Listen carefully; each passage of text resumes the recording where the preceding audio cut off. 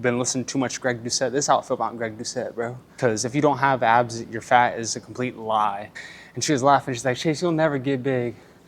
Guess what? Who got the last laugh, huh? Who got the last laugh? All right, next y'all are gonna see my very first time ever benching, and I got it on video, my very first rep ever benching. Whenever I throw it back like that, hey, yo, pulse. I've really only done 2 serious bulks. The last one sent me to the hospital. I'm not gonna lie, because I started.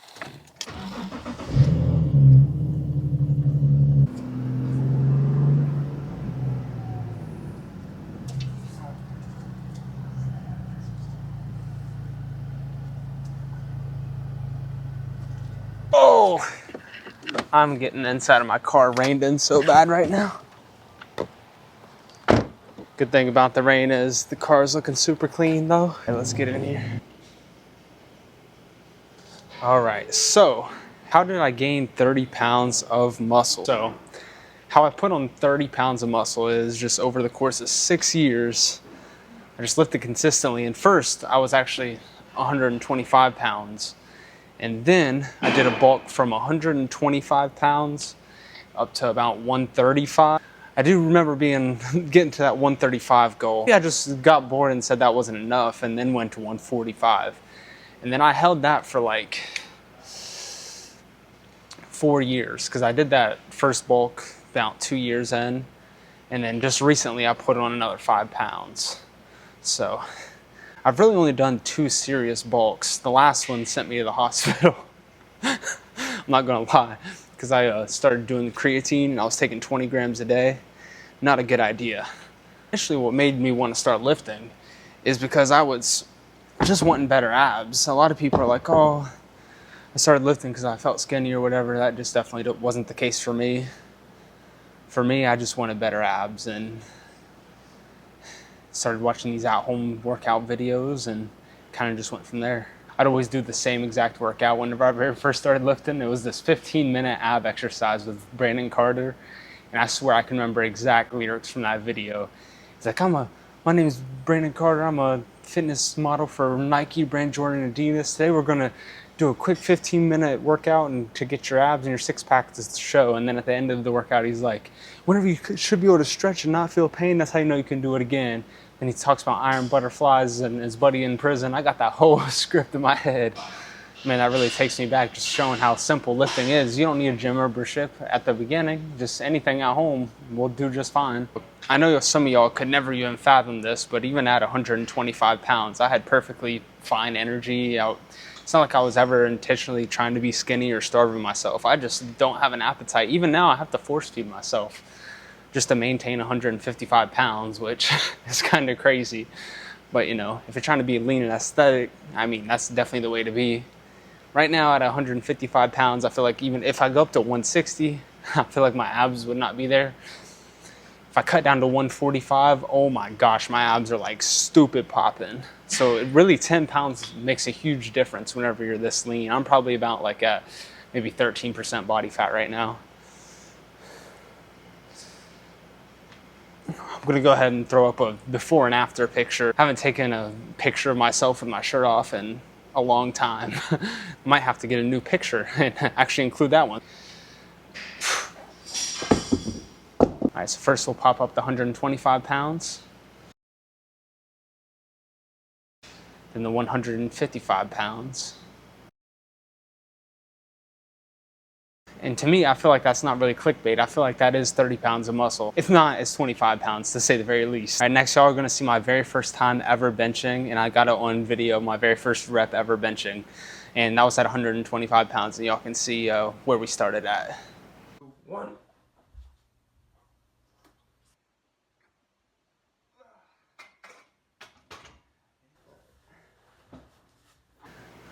As y'all can see, I came from the trenches. That just goes to show y'all that we all start from somewhere. Like I can do probably like 22, 24 reps of 135 pounds now.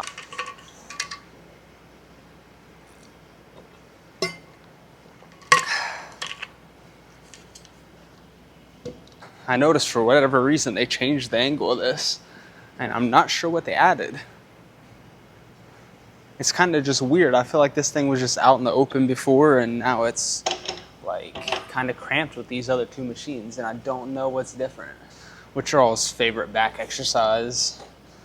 I would say mine's probably just the one where you sit down. I'm gonna hit that, not next, I might hit a little bicep exercise next with the ropes. That's my favorite bicep exercise, but I'd say back is definitely that sitting down one.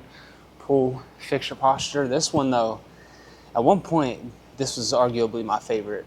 Actually, I think it was my favorite, but that was only like a couple months. It was actually at my friend's gym. It wasn't at my gym. So I was just lifting with him for a little while, and then once I stopped going with him because he was kind of far away, then I stopped doing it as much, and now I just feel like it just puts a lot of pressure on my chest, so it's not really the most comfortable exercise in the world. I do like how deep you can get on that stretch though.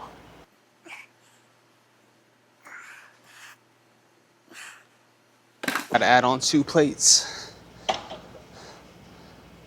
Man, I wish I could rep out 2 plates on the bench this easy. I'd be in there. I feel like I might need a little bit of that sawzall to do that though. See, I can't even hardly joke around. This is so heavy.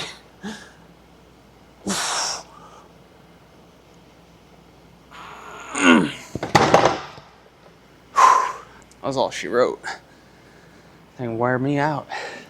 All right, y'all, last set, best set. I know a lot of y'all are more focusing on the lifting whenever you're starting out, thinking that's gonna get you jacked, but it really is all about how much you eat. Because I thought I was eating a lot and I was eating like a damn bird.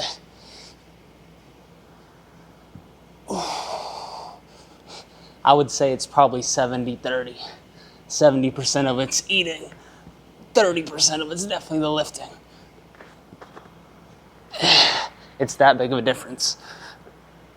So if you're wanting to get big, and you think that you're just gonna come in here and start lifting weights and getting big, it ain't gonna happen. It's definitely not gonna happen. You need to actually have them calories coming in. You can get really defined, but you are not gonna get any amount bigger. You're not gonna weigh 1 pound more. It's just gonna be a different type of weight. People think you need a logbook. You don't need a damn logbook. At first, go until you're sore. Next time, go until you're sore. Don't overwork yourself to the point where you can't even walk. Don't overwork yourself to the point where you can't train for a week. But just go to every single time until you just are a little bit sore and you can recover, doing like a 3-day split and then taking a break.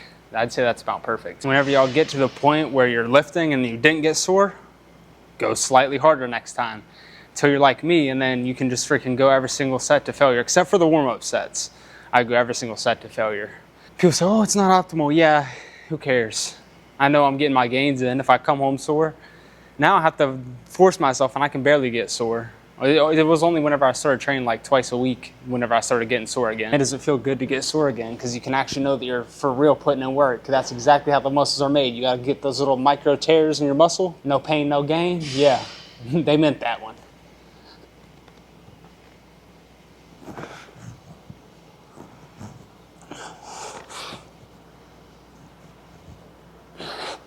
This ain't failure, y'all. See, I'll show y'all a failure set right here. Some people be like, oh, it's really heavy. Nope. Nope. That ain't failure.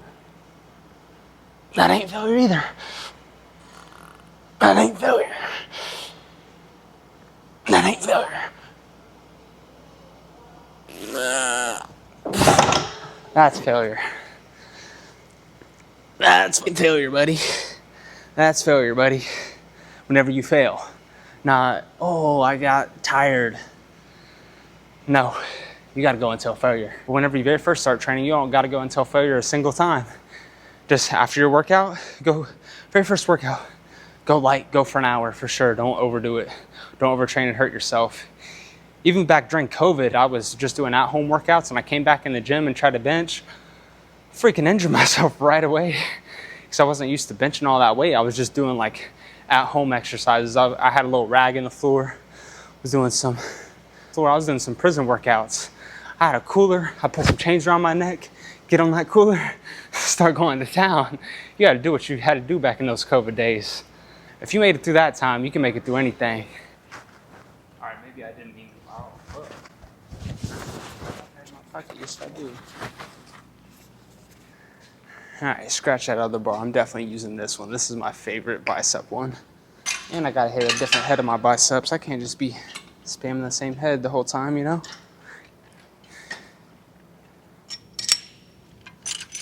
Alright, I never said it was gonna be easy putting on 30 pounds of pure contractile tissue, buddy. If you really wanna put on size, you're gonna have to be okay with like not noticing any progress for like 2 years.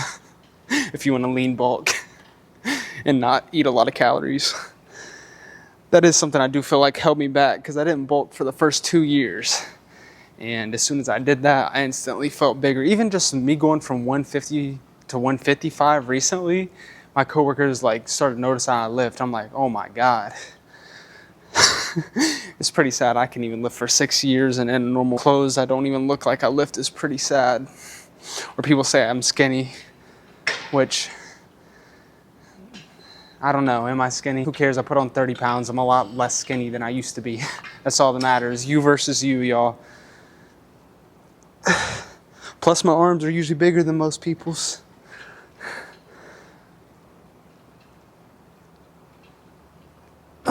They say maybe they say I'm skinny because I don't got a big belly.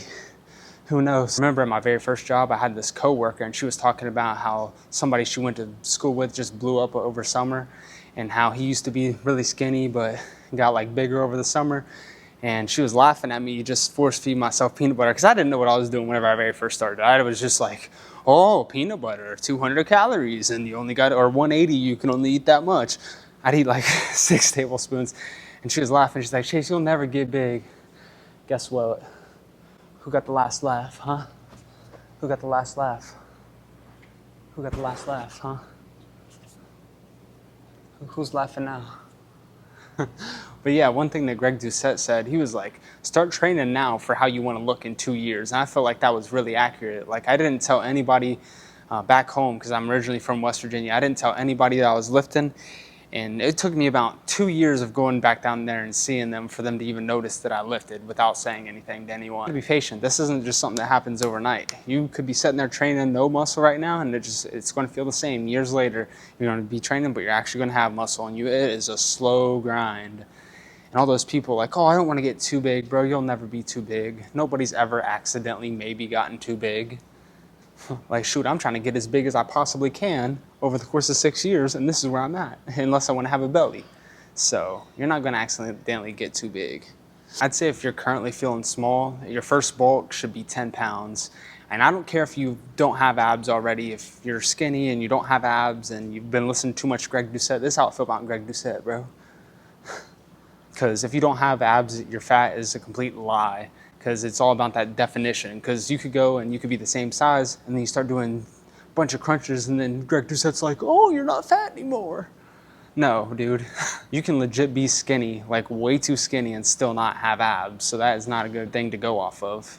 It took me until this year to actually start hitting abs more directly. And I just feel way leaner just because my abs got better. I'm like, oh, I don't feel fat. That's such a terrible thing to say. And I just definitely disagree with that. You can definitely be skinny and not have abs. It's just like any other muscle group. If you work it, it's going to protrude through the skin a little bit more. I do think you should probably stop bulking whenever your abs are like fading or starting to fade. That's how you know you've hit. Bulk up until the point where they're still there, but it's like, yo, I need to chill. Then you're at a good little maintenance for a little while until you feel really lean again. Then try to slap on maybe another 5 pounds. If you're 125 pounds, the good point to jump to is like 135. If you're 135, jump to 145. If you're 145, jump to 150. If you're already at like 150, 155 pounds and you don't have abs and you, I don't know, if you're visibly chubby, if you look in the mirror and you go, oh, I'm skinny fat, then obviously you don't need to bulk.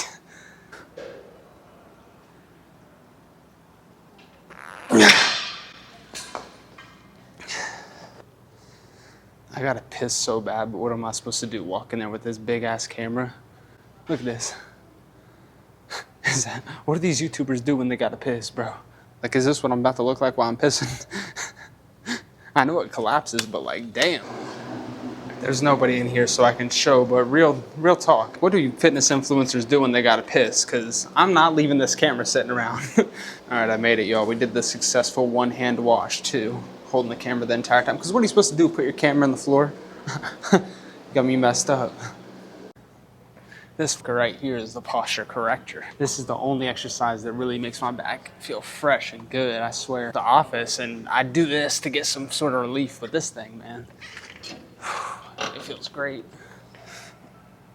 I love it whenever I bend over and just feel that stretch. Hey, yo, pause.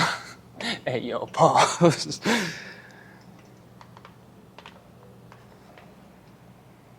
Ooh. Whenever I throw it back like that, yeah. Yo, pause.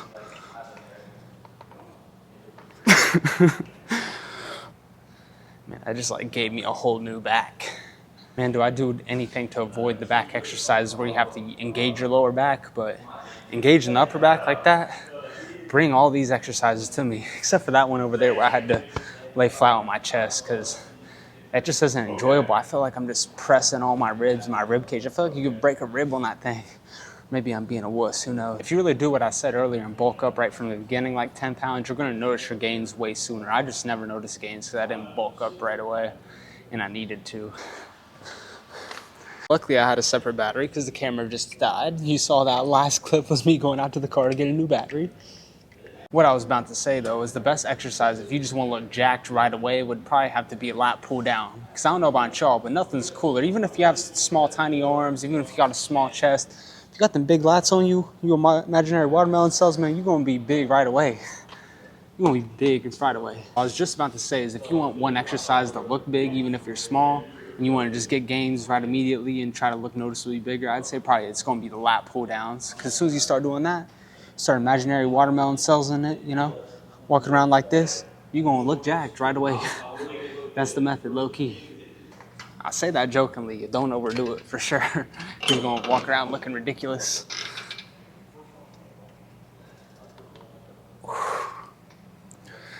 Same with wearing tight shirts too. You can immediately look bigger just by wearing tighter shirts that aren't baggy. I know it might sound obvious, but even if you are small, wear something that at least gives you a little bit of something, does you a little bit of justice.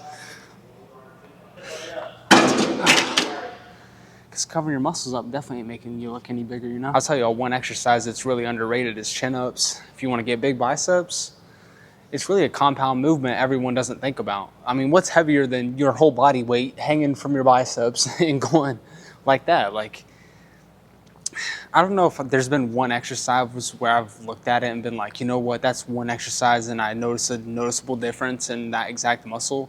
But I do feel the engagement on that one. And I do feel like, I mean, obviously anything to do with my calves just grows crazy just due to my genetics. But yeah, I'm gonna do a little bit of chin-ups, a little bit of pull-ups. I like to just switch it up on this one. I don't get too picky.